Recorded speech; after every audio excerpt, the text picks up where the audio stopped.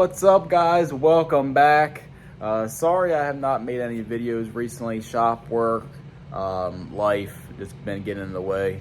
Unfortunately, I didn't make any videos to close out last year, and they were great events. The truck did phenomenal. Engine is still together to this day, and it's healthy. But it's a new year, new goals, and it's time to make more power and reliable power. The stock bottom end isn't going to cut it, as I want to jump up in the 670 class, and I don't want to be that guy to oil up the track when this bottom end decides it wants to chuck a rod into the atmosphere. So we got a pallet over here that we're going to talk about. We're going to talk about last year's events to close out the season. Made it to the finals in the 670 class and Diesel Truck Wars. Converter bolts backed out, ruined my flex plate. We'll talk about that. And went to no prep, first time doing no prep, and came out with a win. So last year was awesome with the truck. We're looking forward to an even better year this year. So let's talk about this mystery pallet back here and what we got going on. All right, so let's get to it. LOY in for head gaskets. It's actually getting brand new fleece Freedom Racing engine heads. So we're just waiting on the other side to come in. But here is the pallet. So we have a bare block over here. That is the LB7 block. It is getting paired with a 6480 SoCal cam. The lifters, I have to change out to a newer year, like an LBZ style, which I do have. I just got to pull them out. It is getting a BD diesel flex plate with a LB7 stock style flywheel, and it's getting a fluid dampener. The fluid dampener just came off the LMM, hence why it is apart right now. I'm doing some other things in there right now as well. The LMM does have a BD diesel flex plate on it now, but I didn't feel like pulling the trans yet, so I just ended up ordering a new one.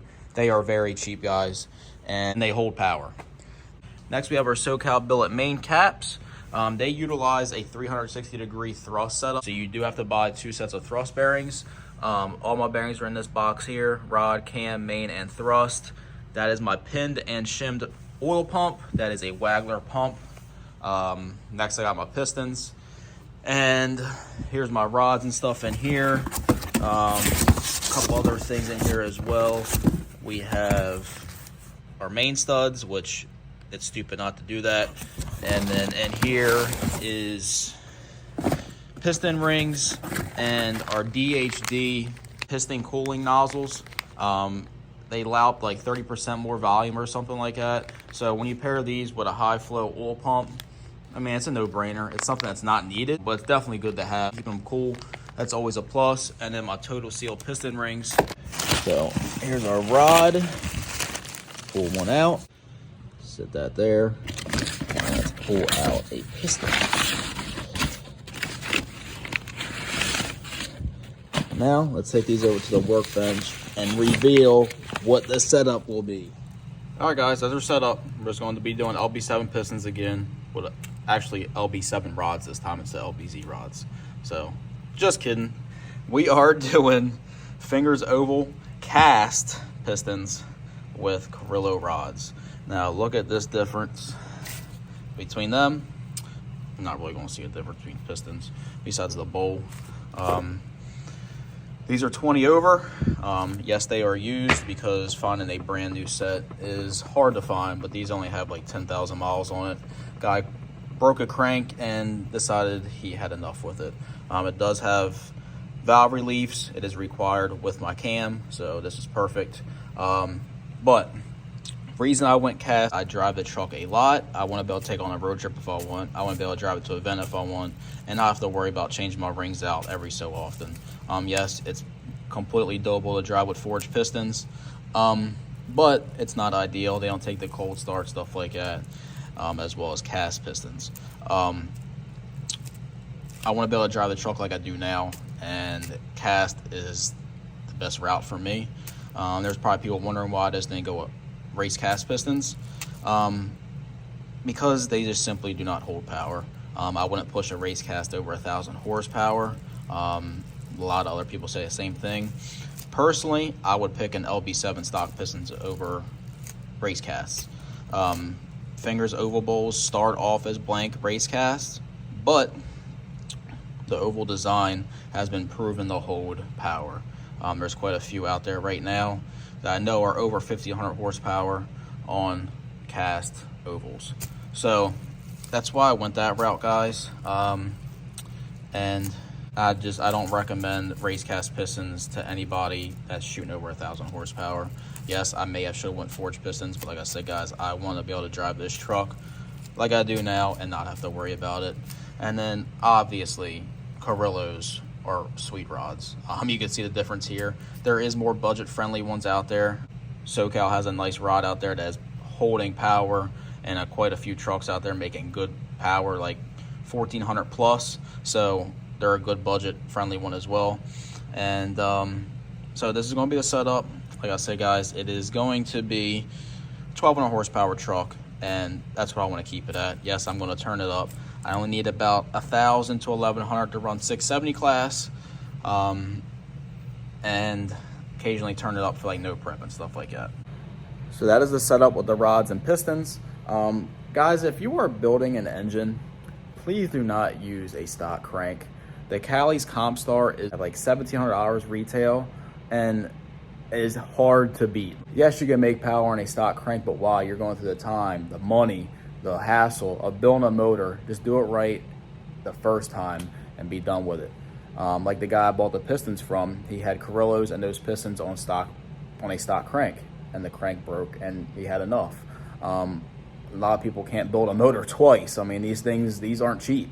So just do it right the first time. I mean, yes, these cranks break too. I mean, it can happen, but I'd rather spend extra money and just have the peace of mind of a better crank than going through all this work, time, effort, money, and just putting a stock crank in it. Just not worth it, and I can't wrap my head around why people do it. So there it is, all wrapped up. This came from the good guys over at DHD. This is a 6-bolt Reluctor wheel. The stock Reluctor has 3 small bolts, and they tend to back out over time, especially with high RPMs and stuff like that. So it's another thing that's not needed, but it is good to have. I won't have to worry about these backing out, that's for sure. When these back out, it causes all kinds of issues like cam, crank, signal, stuff like that. But it's good to have, kind of peace of mind type of thing. So, and it's not like crazy expensive, so it's like, why not do it? And you don't have to worry about it. So added that to it, and crank already has the gear pressed onto it. If you can see in there, I feel very confident in this build that it's going to hold a little bit more power that I throw at it. I just want a reliable 670 truck. I mean, it is reliable now. I mean, this engine's been in this truck for a while and it's still together. So, but I'm on borrowed time with this thing. I'm sure you guys just saw my new wheel and tire setup on here. You probably saw it on Instagram, Facebook, whatever, but let's talk about that a little bit. The stock wheels were not cutting it on dirt. So I got a killer deal on these STSs. You cannot find these new right now. And if you do, they are extremely expensive, but these are literally brand new. They are 18 by 10s with 33s. I cannot turn at all with these. I had to turn up the keys a little bit just to turn, and it still rubs its A off. It's screwing my paint up. Let's try to see if it'll focus on that. My paint is screwed now. But guys, this truck has almost 300,000 miles on it, and it still looks pretty damn good. Dirt drag killed my paint, but it is a full-blown race truck now, especially when you see that. Yes, I put a stack on it, and it actually looks pretty good. It is a 6-inch stack, and let's see if it'll focus on there. It will not. It is a fender exit ring that I bought off Summit, and it works out pretty good with the bed cover. I do not have the bracket right now, so it's just sitting in there till I get the bed mounting plate. And I lost my tailgate driving. I sat it in the bed for whatever reason and took off driving, came back and realized that I forgot I sat my tailgate in the bed and didn't actually put it on. Literally just went up the street. So I hopped in my other truck and went and looked for it, and it was gone. No clue where it went. That tailgate was a little rough anyway. But so now I have no tailgate. So now it is a race truck because it's not full weight. So you have people on Facebook that will say, even though it is a full weight truck, I mean, it's heavy as hell. Weighs like 6,800 pounds on slicks. It's full leather. And just because I don't have a tailgate on it, people will say it's not full weight. What's that weigh? 50 pounds, if that. So whatever. I mean, people will always have something to say. So there's one more thing I got to talk about the engine build that people are probably like, why did you do that? Why did you cheap out on that? It is exotic. Oh, crap. It is exotic head studs, guys. Oh.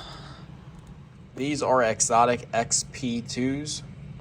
Exotic is a good brand, guys. Don't believe everything you see on the internet. People on Facebook say Chinese junk, all that crap. These are good brand. They are just as strong as ARP 625s. If not, they actually might be even stronger at a fraction of the cost. They are packaged very well.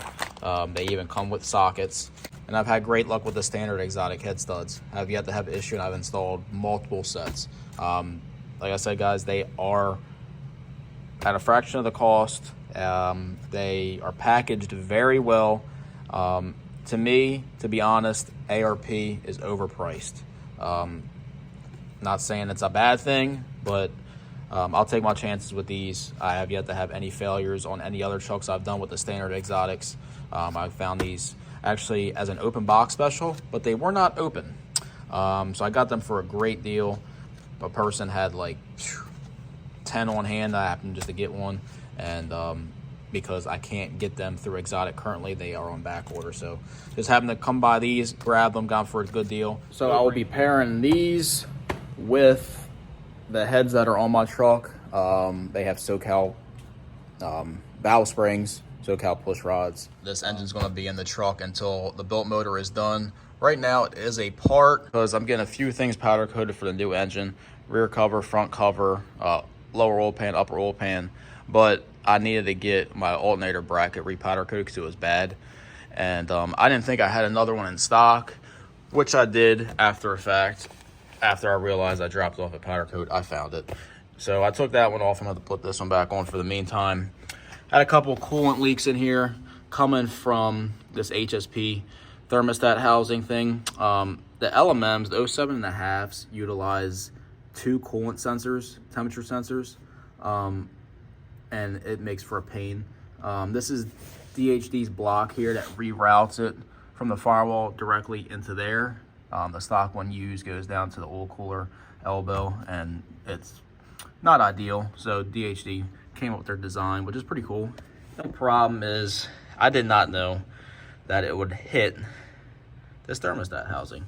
You can see right there, I grind out a little bit of the housing. I actually messed up the powder coat, but you can't see it. But it is hitting this corner here, and it's leaking back here and dripping down into the valley and stuff. So I gotta figure out what I'm gonna do here. I'm probably gonna have to take this DHD block out and grind that down some. That's the only thing I can think of right now, and hopefully clock this a little bit more that way. So I'll do that in a couple days or so. Engine bay is not up to my standard. It just needs cleaned. It's in rough shape. Some of you guys are probably, that thing looks clean. To me, this is not clean at all. You can't really see, but I had to spray some rust preventative on my injector lines because they started to rust. And after I polished them last season, so I'm gonna have to buy new polished ones, or new stainless ones, I should say. You can really see it over here. I tried cleaning them up, but they look a total mess. So I'm gonna get new ones for the new engine. Turbo looks disgusting, but I'll get it all cleaned up for the season. I mean, especially at dirt drags and stuff, dirt gets on here and makes it look a total disaster, but we'll get it straightened out.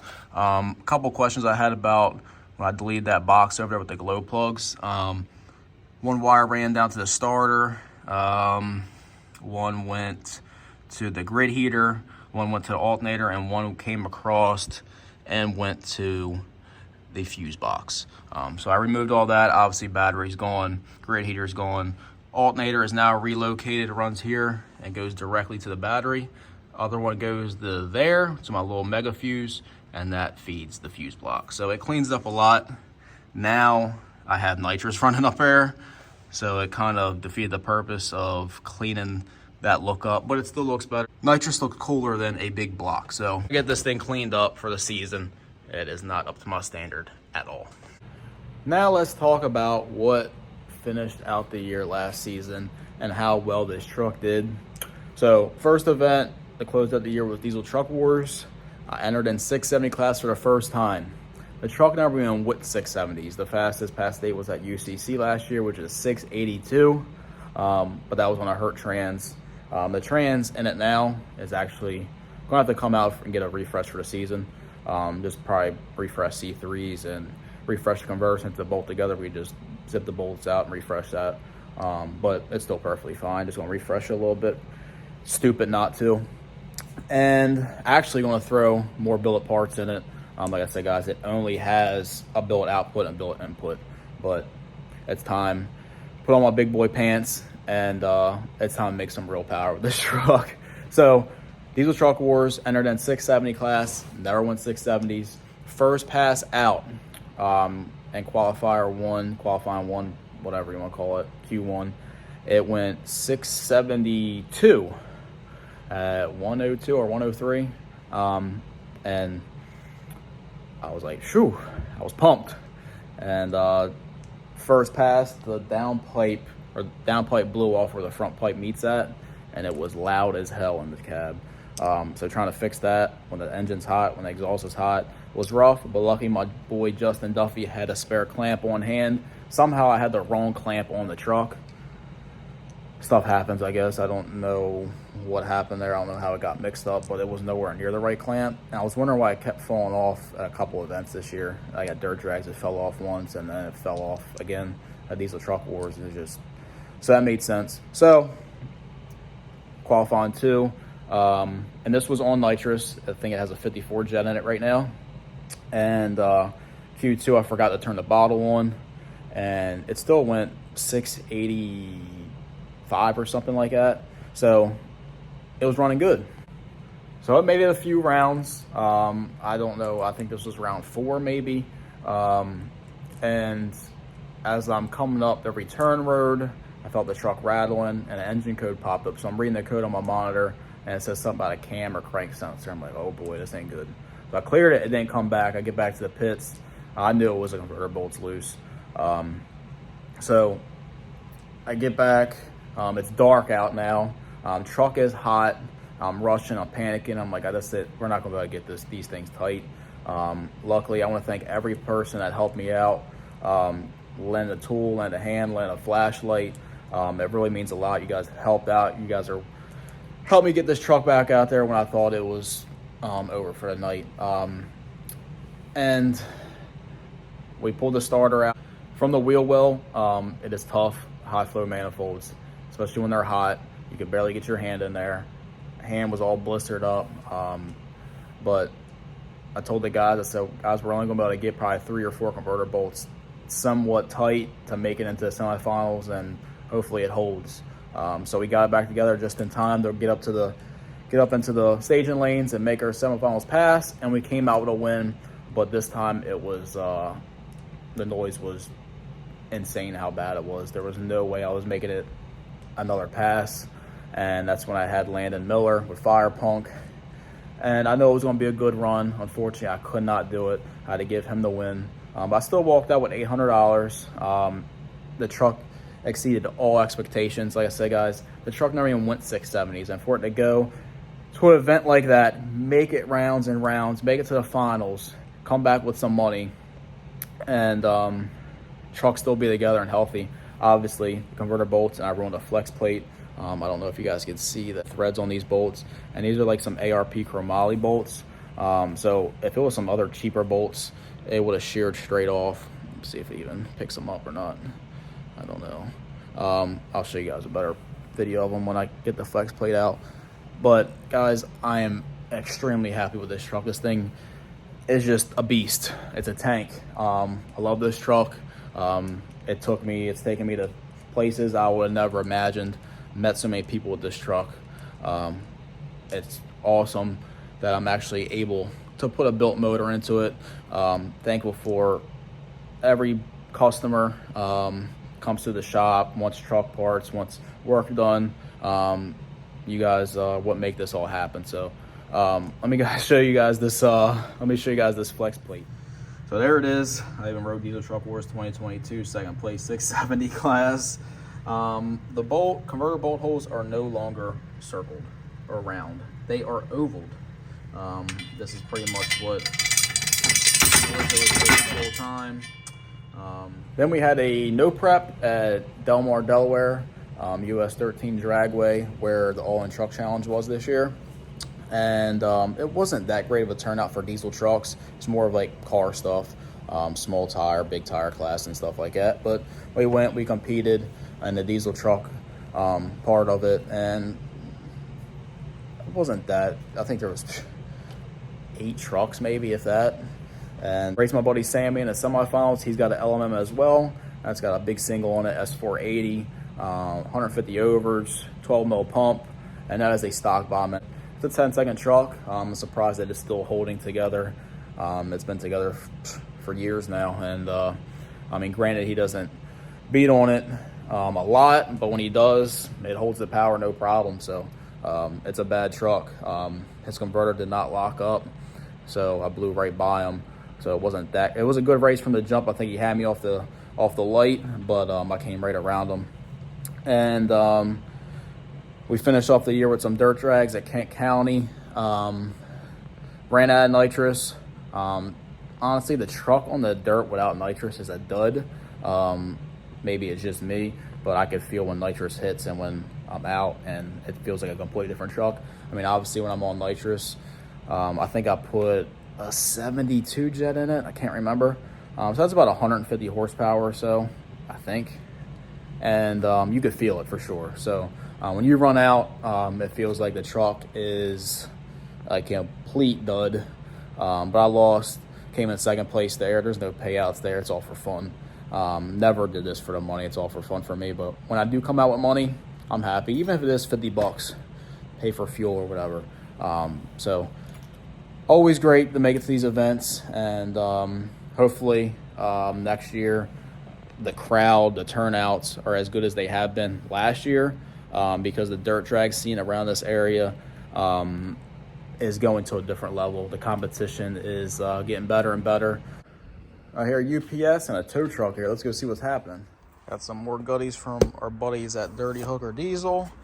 The other cylinder head for this LOY, and some apparel has came in. This LML here came in for CP4 failure. So another reason why I hate LMLs. It's going to need a whole new fuel system, and we're doing a CP3 conversion on it as well. And this tow truck just got dropped off for a charging issue, so we're going to check that out. It's not often you see a tow truck getting towed in on a tow truck, so that's pretty cool. So anybody that order on our website, your orders will be going out today, tomorrow. Whoever hasn't, please go check it out. Inventory will be updated, and grab yourself a hoodie, a shirt, even a beanie. Here's what they look like. Here's the front, and then the back will have the LMM on it.